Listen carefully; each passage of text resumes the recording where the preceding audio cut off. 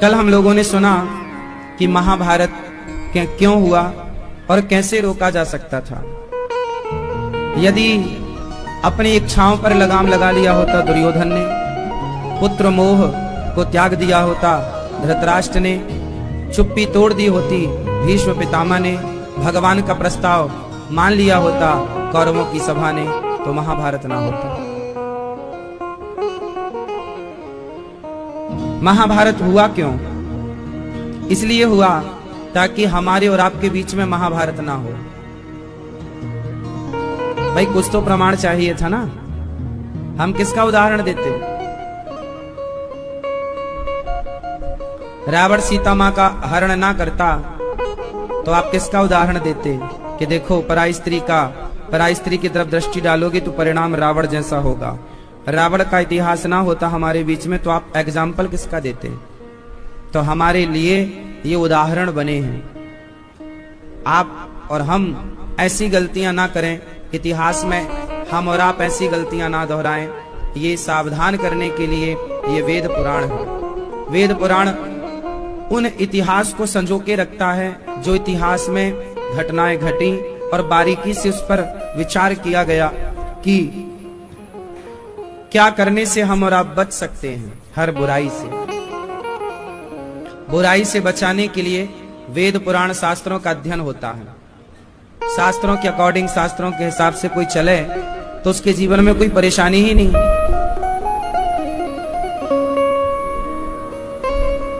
राजा परीक्षित जी ने कलयुग को रहने के 4 कमरे बनवाए। द्यूतम पानम स्त्रियः सूना यत्रा धर्मश्चतुर्विधा। कलयुग कहां कहां रहता है? द्यूतम पानम स्त्रियः सूना। कलयुग ये कौन सा युग है? कलयुग। पर कलयुग सब जगह नहीं है। जैसे ये मौसम गर्मी का है, ग्रीष्म ऋतु है, गर्मी का मौसम है, पर गर्मी सब जगह थोड़ी है। कश्मीर चले जाइए आप, वहां थोड़ी गर्मी है। मौसम गर्मी का है पर सब जगह थोड़ी गर्मी है। आप बद्रीनाथ जी चले जाइए, केदारनाथ चले जाइए, वहां थोड़ी गर्मी है। बोलो हाँ या ना? गर्मी का मौसम है, इसका मतलब ये नहीं कि सब जगह गर्मी हो। सर्दी का मौसम है, इसका मतलब ये नहीं कि सब जगह सर्दी हो। सर्दियों के मौसम में आप जगन्नाथ जी चले जाइए, वहां कोई सर्दी नहीं है। बोलो हाँ। तो उसी तरह कलयुग में सब जगह कलयुग है ऐसा मानना सही नहीं है। कलयुग कहां है? गर्मी कहां है? सर्दी कहां है? किन राज्यों में गर्मी पड़ती है, सर्दियों में सर्दी पड़ती है? बहुत सारे राज्य हैं जहां गर्मियों में गर्मी नहीं पड़ती और सर्दियों में सर्दी नहीं पड़ती। बहुत सारी जगह ऐसी। उसी तरह कलयुग में कलयुग कहां है और कहां नहीं है? अब कलयुग में कलयुग कहां है? कलयुग में कलयुग 4 जगह पर है। जुआ, द्यूतम, जुआ। जहां जुआ होगा वहां कलयुग में कलयुग है। पानम, शराब में कलयुग है। चरित्रहीनता, चरित्रहीन स्त्री, चरित्रहीन पुरुष, पर स्त्री पर पुरुष में कलयुग है। और मांस, हिंसा। मांस का मतलब है हिंसा। आप काटोगे ना तो वो हिंसा है, हिंसा में कलयुग है। और सूना, बेईमानी से कमाया हुआ धन, बेईमानी से, भ्रष्टाचार से कमाया हुआ पैसा गलत तरीके से। ये 5 जगह कलयुग होता है। द्यूतम, पानम, स्त्रियः सूना और 5वां बेईमानी से कमाया हुआ धन। तो कलयुग में भी कलयुग यहां है। अब आप जुआ नहीं खेलते, आप शराब नहीं पीते, आप पराई स्त्री के चक्कर में नहीं है, आप हिंसा नहीं करते, मांस नहीं खाते, आप बेईमानी नहीं करते, तो कलयुग आपका बाल भी बांका नहीं कर सकता। कलयुग उन्हीं का बिगाड़ेगा जिनके अंदर ये 5 चीजें, ये 5 में एक 5 में एक होगी। अब आप बताओ कि आपके अंदर इन 5 में क्या है? 5 हैं या एक भी नहीं है? आपके अंदर क्या है इन 5 में? जुआ खेलते हो? जुआ खेलते हो? शराब पीते हो? और मांस वांस बेईमानी करते हो? तो फिर कलयुग क्या करेगा? कलयुग सब जगह थोड़ी है, सब में थोड़ी है। कलयुग की एक स्थान है, आप इसी जगह रहोगे, उससे आगे नहीं। जैसे समुद्र अपनी मर्यादा में रहता है, हाँ या ना? नदी अपनी मर्यादा में रहती है, नदी मर्यादा तोड़ती है तो बाढ़ आ जाती है, गांव डूब जाते हैं। वो अक्सर मर्यादा में रहती है। उसी तरह कलयुग भी अपनी मर्यादा में। भाई 5 जगह रहना, कलयुग की 6वीं जगह कोई नहीं है। इसलिए समझदार पुरुष हो, समझदार स्त्री हो, इन 5 चीजों से बच के रहिए। इस कली काल में भी आप सुखी रहेंगे यदि जुआ नहीं खेलते। आज जुआ खेलते हैं बहुत लड़के, बहुत लोग। आज क्रिकेट का मतलब क्या है? आज क्रिकेट का मतलब क्या है? जुआ। क्रिकेट मतलब अब इसे IPL नहीं कहना चाहिए, जुआ कहना चाहिए। क्रिकेट मतलब, बोलो, ये बात सही है या गलत है? आप बताओ। हम नहीं, सही है। आज क्रिकेट एक खेल नहीं रहा, क्रिकेट अब खेल नहीं रहा, क्रिकेट अब पूर्ण रूप से जुआ है। एक 5 घंटे के क्रिकेट में करोड़ों का जुआ लगता है, पूरे भारत में, पूरे देश में, पूरी दुनिया में। करोड़ों का, हजारों करोड़ हम कहें तो अतिशयोक्ति नहीं है।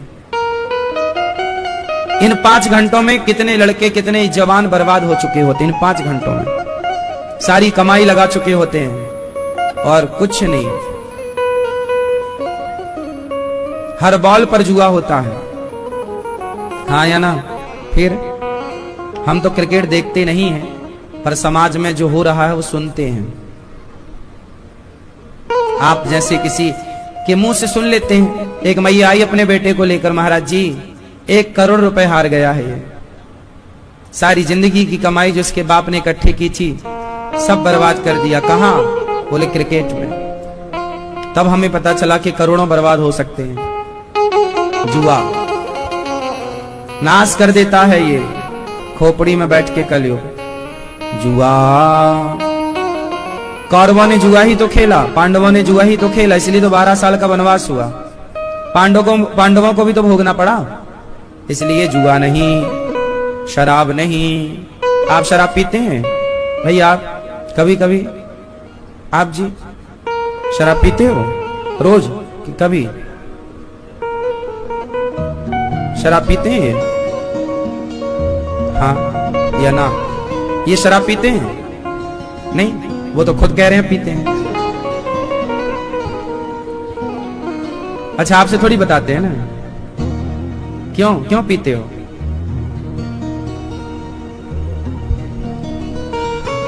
कैसे भी मत पियो ना।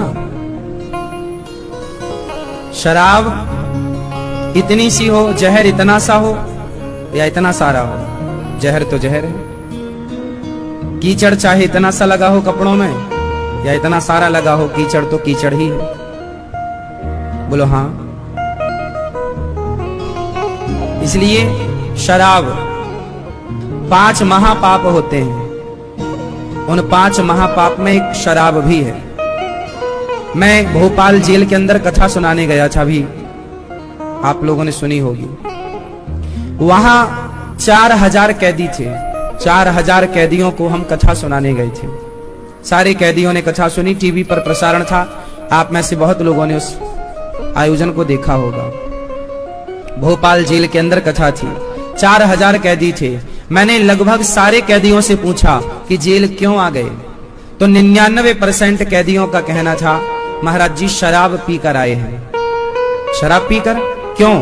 क्योंकि जितना भी क्राइम किया है उन्होंने, किसी ने बलात्कार किया, किसी ने बाप का मर्डर किया, किसी ने माँ का मर्डर किया, किसी ने पत्नी का मर्डर किया, किसी ने पड़ोसी का मर्डर किया, किसी ने कोई भी क्राइम किया, पर क्यों किया? बोले शराब पी रखी थी, उस नशे में हो गया, पता ही नहीं चला, गुस्सा आई और हो गया। कुल मिलाकर के 99% लोगों का कहना था कि हर क्राइम की जड़ शराब है। आप जितने जेलों में सर्वे कर लीजिए, मैंने तो कर लिया इसलिए बोल रहा हूं, मेरे जीवन का अनुभव। मैंने 4000 कैदियों पर शोध किया, पूछा, डीप पे जाके बातें की, धरा पर उतरकर रूबरू होकर बातें की, दिन भर में उनसे बातें करता था। क्यों आ गए जेल? जड़ क्या थी? मूल में शराब के नशे में, नशे में था। बाप ने कुछ कह दिया, गुस्सा आ गई, जो हाथ में आया मार दिया, मारा ऐसे कि मर गया। मां को, बाप को। एक सबसे अलग घटना उस जेल में एक व्यक्ति की अलग दास्तां थी। सारे कैदियों का तो सेम कुछ मर्डर था, किसी ने कुछ किया, कुछ किया, कुछ किया, कुछ किया, लेकिन एक व्यक्ति मुझे मिला जो सबसे हटके था और वो जेल में था। जानते उसकी गलती क्या थी? भोपाल का एक व्यक्ति है, अभी भी जेल के अंदर है, मैं उससे मिला, उसने रो रो के अपनी बातें कही। देखो शराब कितनी गंदी, जो आप लोग कहते हो ना पानी है जी, पिएंगे निकल जाएगा। हमारे ऋषि मुनियों ने इसलिए थोड़ी इसे शराब को मना किया है। जेल में गए व्यक्ति से पूछ कर देखना कि क्यों भाई शराब पिए कि ना पिए, वो मना करेगा, अपना भला चाहते हो मत पीना। अच्छी होती तो हम भी ना पीने लग जाते हैं, ये सारे साधु संत भी ना पीते थोड़ी बहुत, भाई अच्छी होती तो सब पीते ना, मिलजुल के पीते, पर कुछ तो गड़बड़ है तब ना मना किया जा रहा है। क्यों जी? दूध पीने को तो मना नहीं कर रहा है कोई, लस्सी पीने को तो मना नहीं कर रहा है कोई, जूस पीने को तो मना नहीं कर रहा है कोई, शराब पीने को मना कर रहा है, मतलब कुछ गड़बड़ है इसलिए मना किया जा रहा है। क्यों जी? सही है। एक आदमी भोपाल का था, वो शराब पी के आया, सर्दियों का मौसम था, लगभग नवंबर दिसंबर का टाइम था और बहुत सर्दी थी उस समय। बहुत पुरानी 12-14 साल पुरानी उसने घटना बताई। वो जेल क्यों आया उसका पूरा मैंने पूछा। उसने बोला महाराज जी मैं शराब पी के आया, घर पे आया और बिस्तर पर लेट गया। तभी उसी दिन शाम को मेरी पत्नी का कोई फॉर्म भरा था उसने, तो उसका परिणाम आया, रिजल्ट आया। तो मेरी पत्नी ने मेरे से कहा कि सुनो जी मेरा रिजल्ट आया, जरा देखो कि मैं पास हुई, कितने नंबर आए, फेल हुई कि पास हुई, थोड़ा देख के बताओ, कंप्यूटर में थोड़ा देख लो, आप पासवर्ड बताओ कंप्यूटर का क्या है, आप देख दो जरा। तो पति बोला कि मैं सुबह देखूंगा, अभी नहीं। पत्नी ने फिर उसकी रजाई, वो रजाई ओढ़े लेटा था, सर्दी थी, तो उसने पत्नी ने रजाई खींची पांव की तरफ से कि सुनो मेरा रिजल्ट जरा देख दो। पति बोला सोने दे, फिर उड़ के सो गया। पत्नी ने फिर रजाई खींची, उसने कहा सोने दे, अब नहीं ओढ़ा, मेरे को जगाना।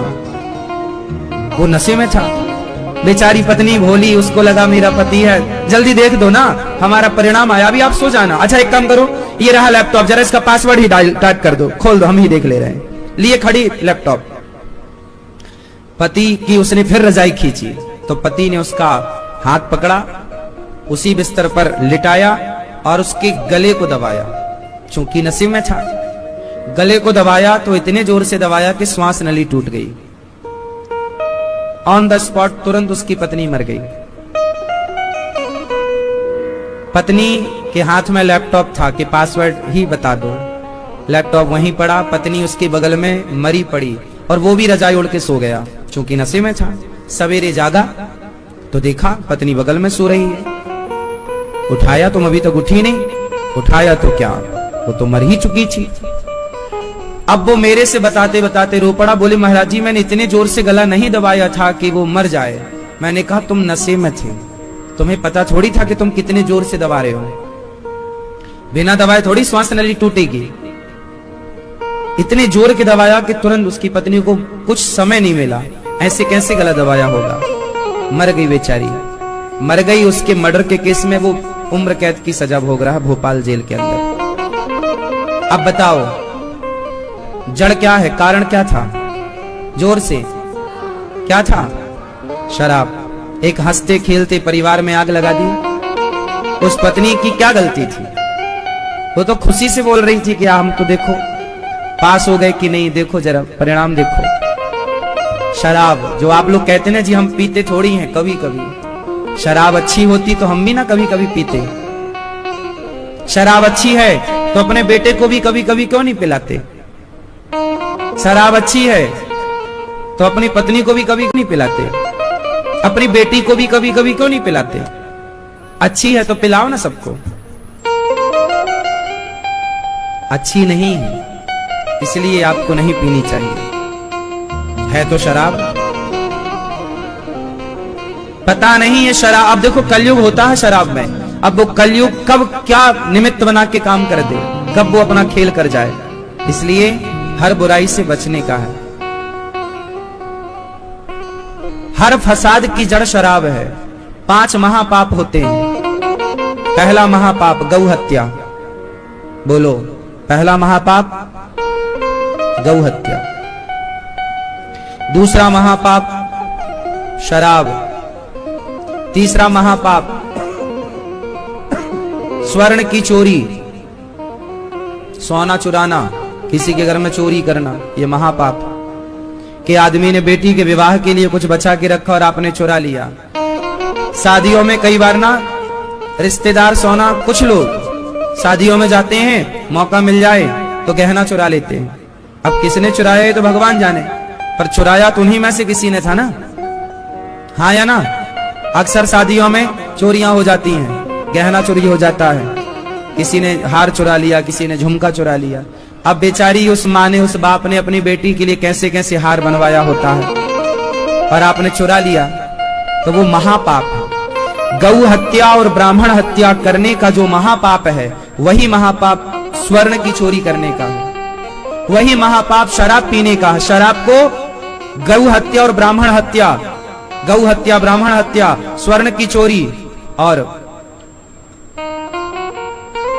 शराब और गुरु पत्नी पर कुदृष्टि, गुरु पत्नी, गुरु पर गलत नजर, जिसने गुरु को काम भाव से देखा या गुरु की पत्नी को किसी पुरुष ने काम भाव से देखा, किसी शिष्य ने अपनी गुरु माता को, अपने गुरु को काम भाव से किसी ने देखा, तो वो ब्रह्म हत्या, मतलब वो महापाप है। और इन 5 के संचारों के संग, शराब पीने वाले के साथ, गौ हत्या करने वाले के साथ, स्वर्ण की चोरी करने वाले के साथ, गुरु पत्नी और गुरु पर कुदृष्टि डालने वाले के साथ जो बैठता उठता है, जो उनके साथ यारी दोस्ती रखता है, वो 5वां भी महापापी है। ये 5 महापाप है। तो शराब को महापाप में गिना जाता है। शराब का स्पर्श भी पाप है, पीना तो छोड़ो, हाँ या ना। तो आज से नहीं पीने का। द्यूतम पानम स्त्रियः, पराई औरत पराया पुरुष कलयुग के स्थान है। रावण जैसों का नाश हो गया, बच के रहना रे बाबा, पराई नारी पराई पुरुष। मांस नहीं, मांस आप लोग खाते नहीं है, वैसे नहीं ही खाना चाहिए, मांस नहीं खाना। अपने स्वाद के लिए किसी की हत्या नहीं करनी चाहिए। राजा परीक्षित ने कहा, गुरुदेव मुझे 7 दिन में मरना है, बताओ मैं क्या करूं। सुखदेव भगवान ने कहा, वरीयाने सते प्रश्नः क्रतो लोकहितं नृप आत्मवित् सम्मतः पुंसां श्रोतव्यादिषु यः परः निद्रया ह्रियते नक्तं व्यवायेन च वावयः दिवाचार्थे हया राजन् कुटुंब भरणे नवा। ज्यादा से ज्यादा भगवत चिंतन कीजिए, अच्छे काम कीजिए, बुरे काम से बचिए, नींद को त्यागिए। किसको त्यागना चाहिए? बेवजह का सोना भी बुरा है। सोना मीन्स स्लीप, नींद। बेवजह का सोना, सोइए 7 घंटे 8 घंटे की नींद बहुत। अब 8 घंटे की नींद आपने रात को अलग ले ली और दिन में अलग सो रहे हैं, ये गलत है। जो व्यक्ति सोएगा वो अपने लक्ष्य तक कैसे पहुंचेगा? इसलिए जागो, उठ जाग मुसाफिर भोर भई, अब रैन कहां तू सोवत है, जो सोवत है वो खोवत है, जो जागत है वो पावत है। इसलिए जागना है, सोना नहीं। रात है, रात है सोने के लिए, दिन है जागने के लिए। साधु लोग तो रात को भी जागकर भगवत चिंतन करते हैं। जब सारी दुनिया सोती है तो संत जागकर ईश्वर का ध्यान करते हैं। आज का समाज सो रहा है। आप लोग सो रहे हैं कि जाग रहे हैं? बोलो, जागा हुआ किसे कहेंगे? मैया बताओ, आप सो रही हो कि जाग रही हो? सो रही हो तो कब जागोगी? ये बताएंगे मैया गुलाबी मैया, जाग रही हो आप कि सो रही हो? भागवत सुन रही हो आप, जाग रही हो? मैया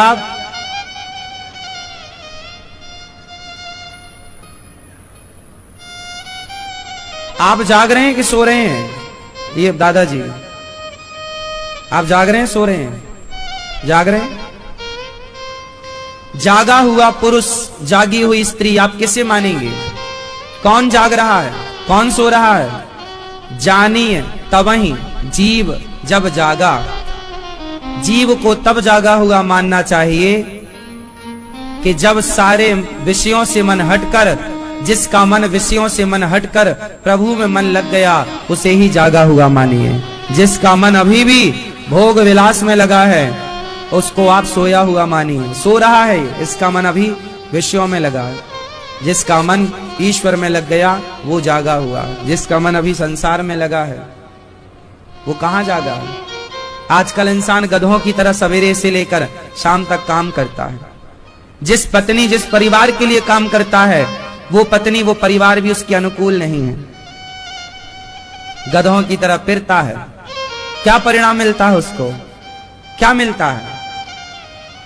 केवल अशांति, केवल कष्ट। फिर भी वो भागे जा रहा है। क्यों भाग रहा है उसे नहीं पता। ये सब सो रहे हैं लोग। कौन है जागा हुआ? जो कमाना बुरा नहीं है साहब। अच्छा ये बताओ,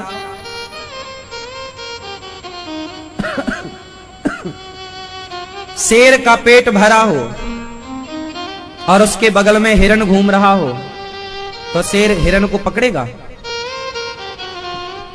बोलो, क्या शेर रोज शिकार करता है? बोलो, नहीं? बोलो हाँ या ना? शेर को जब भूख लगती है तो शिकार करता है और शिकार कर लेता है। एक बार पेट भर खा लेता है, 2 दिन 3 दिन के लिए फ्री। फिर भूख लगी फिर शिकार करेगा। और पेट भरा हो तो वो किसी को परेशान नहीं करता। बेवजह शेर भागता थोड़ी है। जितनी जरूरत है, चिड़िया पेट भर जाने के बाद वो अपने घोंसले में वापस आ जाती है। कुत्ता बिल्ली, इनका पेट भरने के बाद मस्ती से ये टांग फैला के पांव पसार के मस्त लेटते हैं। हाँ या ना? अपने बच्चों के साथ एंजॉय करते हैं। हर जीव को आप देखना करीब से, पेट भर जाने के बाद वो बेवजह परेशान नहीं होते। लेकिन इंसान पेट भरने के बाद भी बेवजह परेशान है। पेट भर जाए, 84 लाख योनियों में हर योनि, हर जीव पेट भरने के लिए परेशान है। एक मनुष्य है जो पेट भरने के लिए परेशान नहीं, तिजोरियां भरने के लिए परेशान हैं। पेट भरने के लिए आपको इतना परेशान होना ही नहीं पड़ेगा।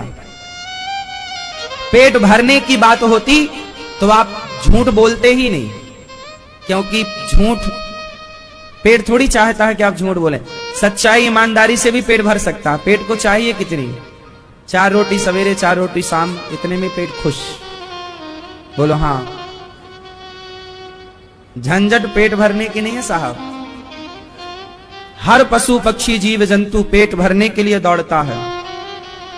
एक इंसान है जो बेवजह दौड़ता है, और इस दौड़ते हुए इंसान से पूछो क्या पा रहा है, क्या पाएगा, क्या मिलेगा इससे? बोले इज्जत मिलेगी, पैसा होगा, नाम मिलेगा। ऐसे नाम इज्जत वाले कितने माटी में मिल गए साहब। शमशान चले जाना, जलती हुई लाशों को देखना, ये सब इज्जतदार लोग जल रहे हैं चिताओं पर। सम्मान के लिए भागने वाले मुट्ठी भर राख हो गए। एक दिन आप, एक दिन हम सब राख हुए मिलेंगे। पता नहीं किसके लिए इतना परेशान है इंसान। क्यों अपना सुख चैन खोए हुए भाग रहा। कितना भी कमा लो साहब, शांति कमाने से मिलती तो आजकल अंबानी अडानी को शांति मिल जाती, बिल गेट्स को शांति मिल जाती। पर कहां ये शांति को पा रहे हैं? जिसके पास जितना है उतना परेशान है। ये बात सही है या गलत है? फिर भी आप समझने को तैयार नहीं है।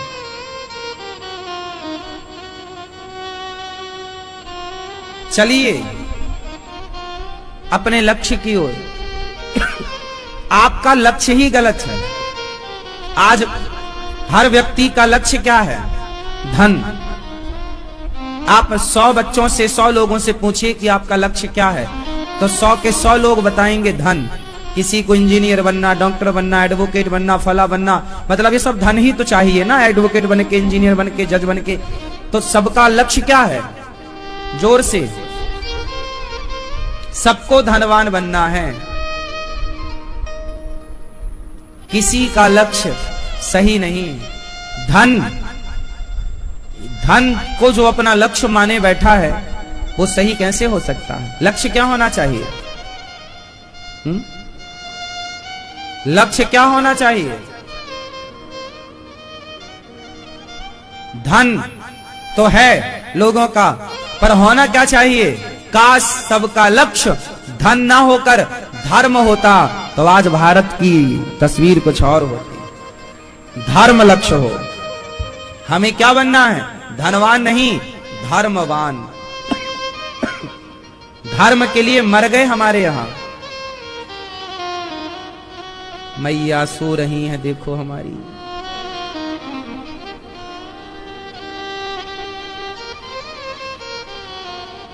धन नहीं, धर्म।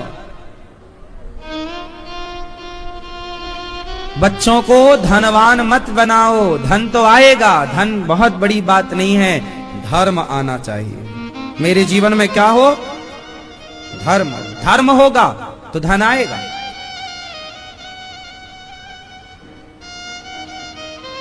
राम के पास क्या था? धन के धर्म। जोर से। और रावण के पास क्या था? धन के धर्म। रावण के पास धन था और राम के पास धर्म था, तो धन वाले रावण के पुतले जलाए जाते हैं और धर्म वाले राम के मंदिर बनाए जाते हैं। ये अंतर है धन में और धर्म में। था भरा सोना खचाखच लंक की दीवार में, एक रत्ती नहीं मिला रावण को मरती बार में। जाने ना देना धर्म, जाने ना देना धर्म, करना लोभ मत धन धाम का, और धर्म ही जाता रहा तो धन रहा किस काम का। धर्म चला गया तो धन बचा के करोगे क्या? राजा परीक्षित को सुखदेव भगवान ने कहा, राजन भगवान का चिंतन करो, हाय हाय से मन हटाओ, और तुम्हें 7 दिन में मरना है। पूर्ण रूप से समर्पण प्रभु के चरणों में करो। सुखदेव भगवान ने भगवान की स्तुति की। नमः परस्मै पुरुषाय भूयसे सदुद्भव स्थान निरोध लीलया, ग्रहीत शक्ति तृतीयाय देहिना मंत्र भवाय अनुपलक्ष्य वर्तमने। हे प्रभु, जो सृष्टि उत्पन्न पालन संहार करने वाले हैं, से परम पिता परमात्मा को हम नमस्कार करते हैं। भगवान नारायण की नाभि से कमल उत्पन्न हुआ, कमल में ब्रह्मा जी, और ब्रह्मा जी से भगवान ने कहा तप करो। चतुश्लोकी भागवत जी का उपदेश किया। हमें वाशुमे वाग्रे नान्यद्यत् सत् सत् परम पश्चाद हम यदि तच्चयो वशिष्येत सोस्मि हम ऋतेर्थम यत् प्रतीयत न प्रतीयत चात्मनि तद विद्यादात्मनो मायाम यथा भासो यथा तमा। भगवान ने ब्रह्मा जी को उपदेश किया कि जब कोई नहीं था तब मैं था। अच्छा, भगवान जब ये सृष्टि नहीं थी तब भगवान थे क्या? नहीं। अभी भगवान कहां है?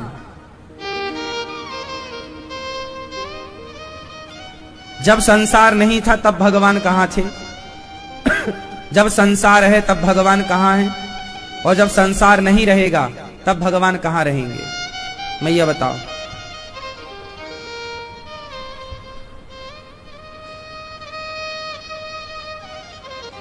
भगवान कहां है? कहां? आत्मा में। जब कुछ नहीं था तब भगवान थे। कैसे? जैसे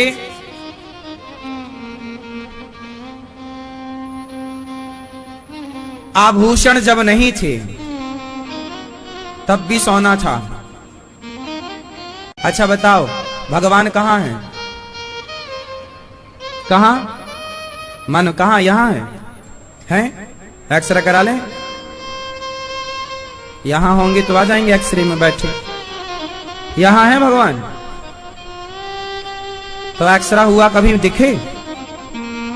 तो यहां है, फिर झूठ क्यों बोल रही हो आप?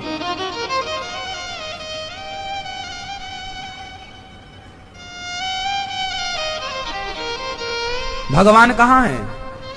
कहां? मन में, विचार में, धर्म में। धर्म में तो भगवान है, पर धर्म ही नहीं है जीवन में। देखो, इतना कॉमन सवाल है, भगवान कहां है? उसमें भी आप इतने सारे उत्तर देते हैं। हरि व्यापक सर्वत्र समाना, सब जगह भगवान, कण कण में भगवान। तो दिखते क्यों नहीं है?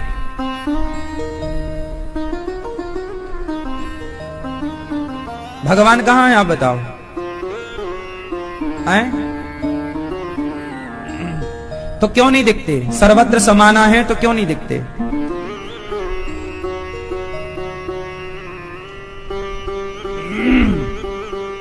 यही है मकड़ी का जाल, शब्द जाल। ऐसे शब्दों के जाल में आप लोग उलझे हैं, तसल्ली देते रहते हैं आप लोग अपने मन को। अच्छा है, इससे क्या होगा? ज्ञान हो जाने से काम ना होगा साहब। भगवान कण कण में है, ये आप सब जानते हैं। तो क्या इसे जान लेने से काम हो जाएगा या फिर मानने से काम होगा? कण कण में भगवान तो है, ये सब जान रहे हैं, पर कण कण में भगवान को देख कौन रहा है? लोग अपने बाप में भगवान को नहीं देख रहे हैं, अपनी माता में भगवान को नहीं देख रहे हैं, बच्चों में भगवान को नहीं देख रहे हैं। और ज्ञान है कि सब जगह भगवान है। ऐसे ज्ञान से किसका कल्याण होगा? आज समस्या ये है कि आप लोगों ने जितना उत्तर दिया सबका उत्तर सही है, गलत किसी का भी उत्तर नहीं है।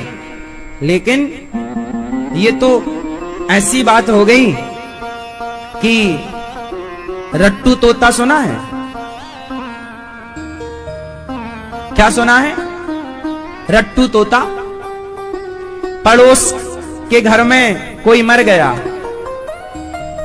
तो आप लोग जाते हो, हरी बहन मत रो, ये तो विधि का विधान है, ऐसा तो होना ही है, जो होता है वो होता ही है, उसे हम आप थोड़ी रोक सकते हैं, ये तो मृत्यु लोक है, सबको मरना ही पड़ता है। सोचो आप लोग कितनी ज्ञान की बातें करते हैं।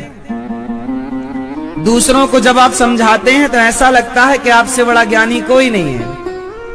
फिर जब आपके घर कोई मरता है तो फिर वो आती, आप, अरे बहन तुम तो बोल रही थी कि सबको जाना पड़ेगा, तुम तो बोल रही थी मत रो, अब तुम ही रो रही हो। तो जब तुम्हें ज्ञान था तो तुम रो क्यों रही हो? तुम तो दूसरों को बहुत समझा रही थी कि मत रो बहन, ये तो होता ही है, प्रकृति है, मृत्यु लोक है, फिर तुम काहे रो रही हो? इसका मतलब जो तुम्हारा ज्ञान था सिर्फ रट्टू तोता है, केवल बकने के लिए, बघारने के लिए। ज्ञान बघारो बस, बघारने से क्या होगा? आप लोगों के पास ज्ञान की कमी नहीं है। कमी किस चीज की है कि जो ज्ञान है उसे चरितार्थ नहीं कर पा रहे हो। भगवान कण कण में है, तो बताओ क्या आपने कण कण में भगवान को देखा? क्या आपने अपने माँ बाप में भगवान को देखने की प्रैक्टिस की? क्या पति में परमात्मा को देखने की प्रैक्टिस की? क्या अतिथि में परमात्मा को देखने की प्रैक्टिस की? क्या आपने जीव में, गाय में, बकरी में, हर प्राणी में ईश्वर को देखने की प्रैक्टिस की?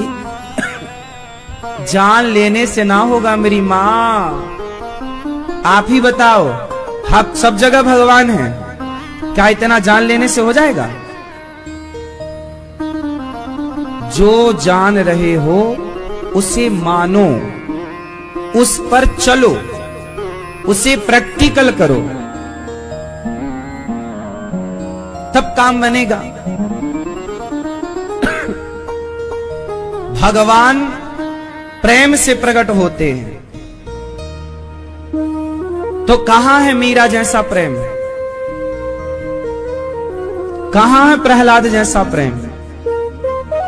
प्रहलाद ने कहा किस खंबे पे भगवान है, तोड़ा, निकल आए भगवान।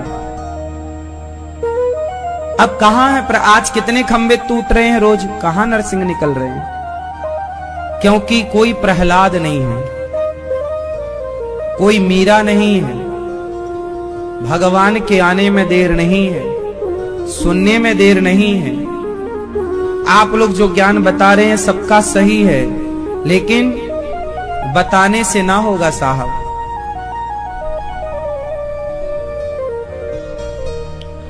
जब मुझे भूख लगेगी, एक आदमी को लगी प्यास,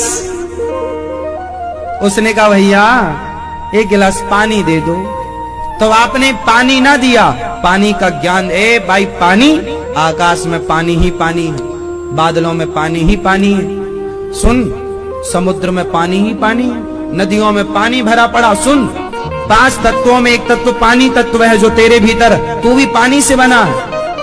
अब बताओ कोई पानी प्यासा खड़ा हो और आप उसे पानी ना देकर पानी का ज्ञान दें, तो क्या पानी के ज्ञान से प्यासे की प्यास बुझेगी? प्यासे को क्या चाहिए, पानी या पानी का ज्ञान? जोर से, पानी। प्यासे को चाहिए पानी, पानी का ज्ञान नहीं। उसी तरह आप लोग दे रहे हैं भगवान का ज्ञान। आपसे कोई पूछेगा भगवान कहाँ है, तो आप उसे ज्ञान दे देंगे। भगवान तो सब जगह है, मन में भगवान, अंदर भगवान, बाहर कण कण। ये भगवान का ज्ञान है। ये ज्ञान तो तुम्हारे बाप दादे देते देते मर गए सब, कोई नया छोड़ी दे रहे हो। इस ज्ञान से काम ना होगा, ये भगवान का ज्ञान है। यशोदा मैया के पास उद्धव आए, गोपियों के पास उद्धव आए, तो उद्धव ने भी ज्ञान दिया। तब गोपियों ने कहा ले जा अपनी ज्ञान की पोथी, हमें ज्ञान ना सुना। कृष्ण हो तो बात कर। कृष्ण को लाया है उद्धव? बोले नहीं लाए। बोले चल जा फिर यहां से, तो कृष्ण का ज्ञान मत दे। तो कह रहा है कि आंख बंद करो कृष्ण दिखेंगे। आंख क्यों बंद करें, हमें तो खुली आंखों में कृष्ण दिख रहे हैं। तू बंद कर अपनी आंखें, हमें तो खुली आंखों में दिख रहे हैं। जो ज्ञान तू हमें दे रहा वो हम प्रैक्टिकल कर रहे हैं। तो कृष्ण को लाया हो तो बात कर। कृष्ण को बिठा, वहां की कृष्ण का ज्ञान तू दे रहा है वो हमारे पास है। कृष्ण के ज्ञान से काम ना होगा मेरी मां, कृष्ण को महसूस करना पड़ेगा, फील करना पड़ेगा।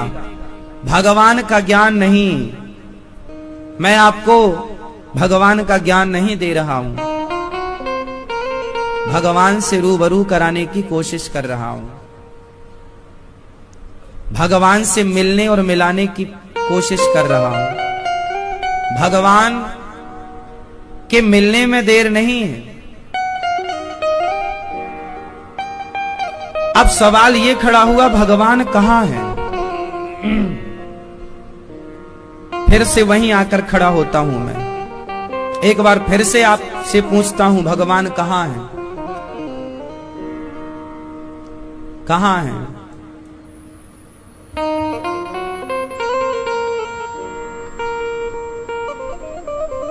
नहीं, भगवान कहां है? तो सुनो, मोकू कहां तू ढूंढे बंदे, मोकू कहां तू ढूंढे बंदे, मैं तो तेरे पास में, ना तीरथ में, ना मूरत में, ना एकांत निवास में, ना मंदिर में, ना मस्जिद में, ना कावे कैलाश में, मोकू कहां तू ढूंढे बंदे, मैं तेरे विश्वास में, मैं तेरे मंत्र जाप मम दृढ़ विश्वास। यदि विश्वास है तो भगवान है, और विश्वास नहीं है तो भगवान नहीं है। मंदिरों में भगवान किनके लिए है? जिन्हें विश्वास है। जिन्हें विश्वास नहीं है उनके लिए तो पत्थर है। नदी गंगा, गंगा माता किसके लिए है? जिसे विश्वास है, वरना मानो तो मैं गंगा मां हूं, ना मानो तो बहता पानी। विश्वास है तो माता है, नहीं है तो पानी बह रहा नदी है। नदी है, सारी नदियों की तरह गंगा भी एक नदी है। ना मैं जप में, ना मैं जप में, ना मैं तप में, ना व्रत और उपवास में, ना मैं क्रिया कर्म में रहता, ना ही योग संन्यास में, ना ही प्राण में, ना ही पिंड में, ना ब्रह्मांड आकाश में, मोकू कहां तो ढूंढे बंदे, मैं तेरे विश्वास में। कहीं भी जाओ जरूरत पड़ेगी तो केवल विश्वास की। प्रहलाद के सामने भगवान इसलिए प्रकट हुए क्योंकि विश्वास था। हां, द्रौपदी की साड़ी खिंच रही है, जब तक संसार को बुलाया कोई नहीं आया, अंत में विश्वास से पुकारा, अब आए तो आए, ना आए तो ना आए, विश्वास आएगा। और जब विश्वास है तो भगवान ने आकर रक्षा की। इसलिए भगवान कहां है? विश्वास में। क्या आपको विश्वास है? लेकिन आप लोगों के सामने कमी ये है कि आपके अंदर विश्वास है, पर वो विश्वास कभी कभी ना डगमग डगमग डोल जाता है। विश्वास पक्का नहीं, कभी होता है कभी नहीं होता है, कभी नहीं है।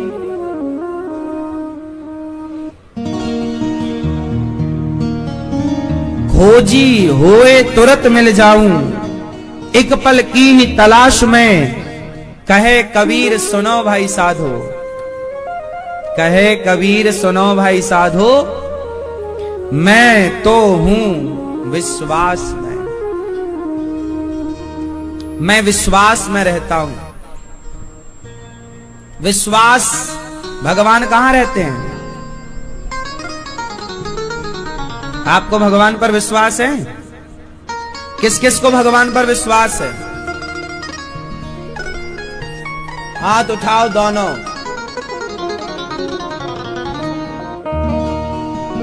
अब नीचे करो। अब ये बताओ, आप में से टेंशन चिंता किस किस को है तो हाथ उठाओ। आज दूर ना कर दिया तो नाम नहीं, पर बताओ है या नहीं? हाथ उठा के। टेंशन है, चिंताएं हैं, बोलो हां या ना। अब नीचे करो हाथ। आप लोगों ने बताया कि हमें विश्वास है भगवान पर, और आप लोगों ने बताया कि हमें चिंता है। अब ऐसा करो, अपना मुंह फुलाओ।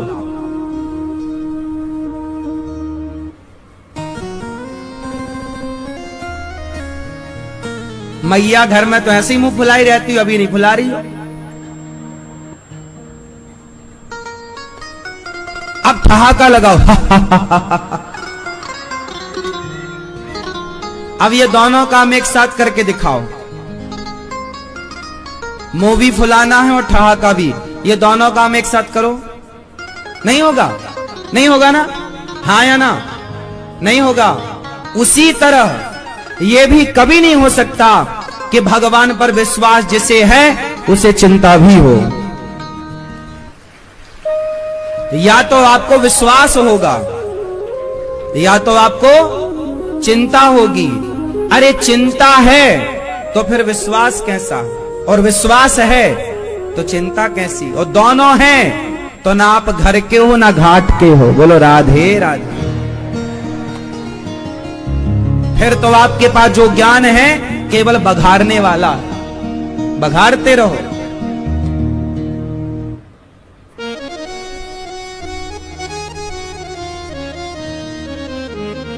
विश्वास है तो बताओ चिंता होगी?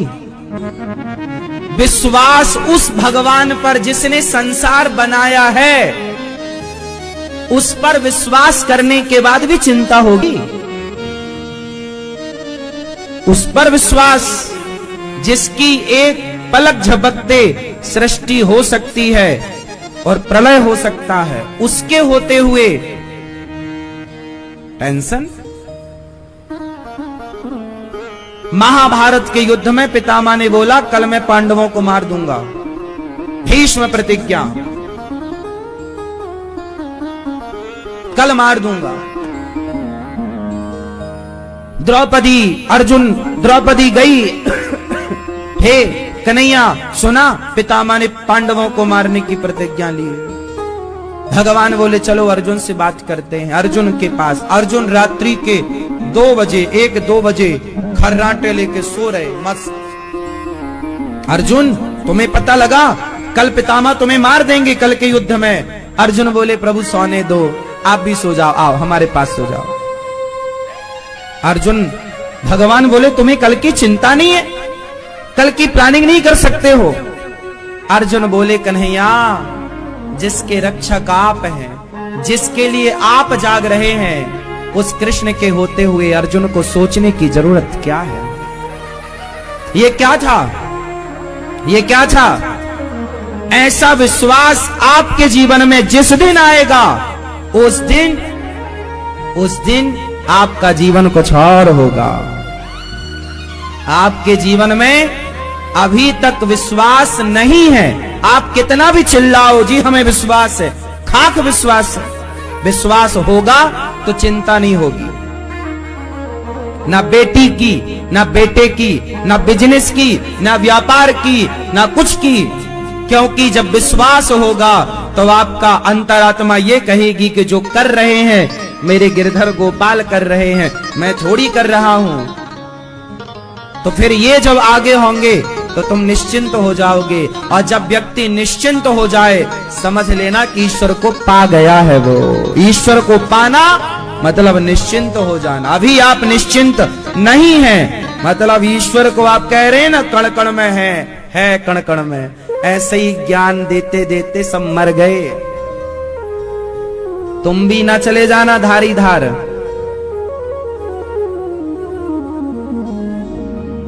उस ज्ञान को चरितार्थ करो। ईश्वर पर विश्वास करो। ये दास अनिरुद्ध मैं कह नहीं रहा हूं। गौरी गोपाल आश्रम में आप रोज आकर यहां सब कुछ देखते हैं। मैं कभी किसी, अब हजारों लोग यहां भोजन करते हैं, क्या यहां की व्यवस्थाएं बड़ी नहीं हैं? आपके घर की व्यवस्थाओं से, आपकी फैक्ट्री और आपके व्यापार की व्यवस्थाओं से कई गुना बड़ी व्यवस्थाएं गौरी गोपाल में है। आप कितने लोग इस बात से